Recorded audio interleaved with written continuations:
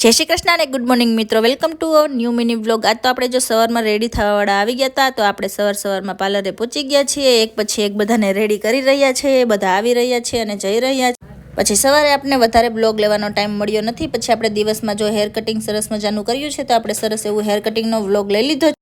આપણો આખો સ્ટાફ રાતના ઓર્ડરમાં આવે છે, એટલે દિવસના કોઈ છે નહીં, એટલે હું જો એકલા હેર કટિંગનો વિડીયો ઉતારી લઉં છું. અને બપોરે જો આપણે બીજા ક્લાયન્ટ રેડી થવાવાળા આવી ગયા છે, તો આપણે એને સરસ મજાના રેડી કરી નાખ્યા છે.